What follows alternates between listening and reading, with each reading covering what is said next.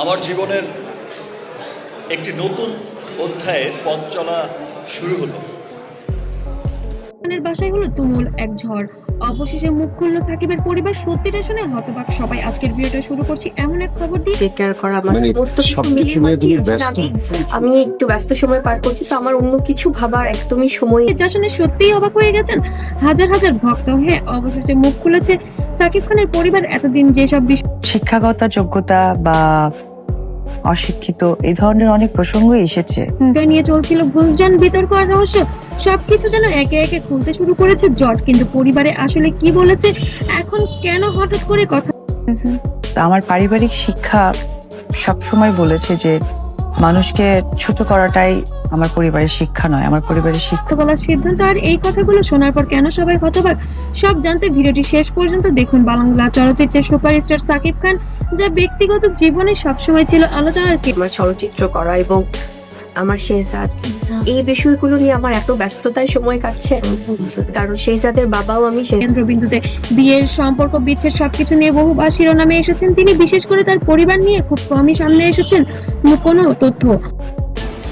Total বিষয়টাই খুব হঠাৎ করেই হয়েছে। আমি বললাম লাখ, তো আমার সমস্ত কিছুতে অনেকের সময় ভক্তরা জানতে চেয়েছেন পরিবার আসলে কি ভাবে। তারা কি সাকিবের সব সিদ্ধান্তে একমত, নাকি ভেতরে ভেতরে আছে অন্য কোনো গল্প। কিন্তু এতদিন ধরে পরিবারে ছিল একদম চুপ। আমাকে সাপোর্ট করেছে, সাপোর্ট করে আসছে, ভালোবেসে যাচ্ছে, অন্ধের মতো ভালোবেসে যাচ্ছে। সো তাদের এই সম্প্রতি সোশ্যাল মিডিয়ায় ভাইরাল হয়েছে একটি ভিডিও ও কিছু বক্তব্য, যেখানে সাকিবের পরিবারের পক্ষ থেকে প্রথমবারের মতো কিছু গুরুত্বপূর্ণ কথা উঠে এসেছে। সূত্র বলছে পরিবার সবকিছু কাছ থেকে দেখেছে, অনেক বিষয় আমি বলেছি না আমার লোক বলেছে। সো এটা কে বলেছে ভাই? তারা মেনে নিতে পারেনি, কিন্তু প্রকাশ্যে কিছু বলেননি, শুধুমাত্র সাকিব খানের ক্যারিয়ারের কথা ভেবে। সবচেয়ে চমকপ্রদ বিষয় হলো পরিবারের একজন সদস্য বলেছে, আমরা শুনেছি তো একজনের কাছ থেকে দুজন এই বিষয়টা কিন্তু সবকিছু যেমন দেখানো হয় বাস্তব ঠিক তেমন না। এই একটি বাক্যই এখন তৈরি করেছে তুমুল আলোচনা। পরিবারের কথাই উঠেছে নতুন কিছু ইঙ্গিত, অনেক ঘটনা মিডিয়ার অতিরঞ্জিত কিছু সিদ্ধান্ত। তবু বিশ্বাস শাকিব খান মিলে যাচ্ছে, তুমি হারিয়ে যাচ্ছ জীবন থেকে। আমার এই ফিল্মের এই জার্নিটা সাকিব খান একাই নেয়নি, পরিবারও ছিল মতামত। আরো বলা হয়েছে পরিবার সবসময় চেয়েছে সাকিব শান্তিতে থাকুক, তার জীবনে যেন কোনো অশান্তি না আসে। কিন্তু প্রশ্ন হলো, তাহলে কি বিতর্ক কেন হলো, কে বা কারা এই উপস্থিতি তৈরি করলো? এই জায়গাটির রহস্য আরো। যে শাকিব খানের সাথে অপু বিশ্বাসের কখনো বিয়ে হয়নি, হিন্দু মুসলিম কিভাবে বিয়ে হলো? আচ্ছা, উনি যদি হিন্দুই থাকে তাহলে কিভাবে মুসলমানের সাথে গভীর হয়ে উঠেছে। ভিডিও ভাইরাল হওয়ার পর নেটিজেনদের প্রতিক্রিয়া ছিল একেবারে বিস্ফোরক। কেউ বলেছে এতদিন পর সত্য বের হলো, কেউ বলেছে সবকিছু নতুন করে ভাবতে হবে, আবার কেউ বা বলেছে এটা কি নতুন কোনো নাটকের শুরু।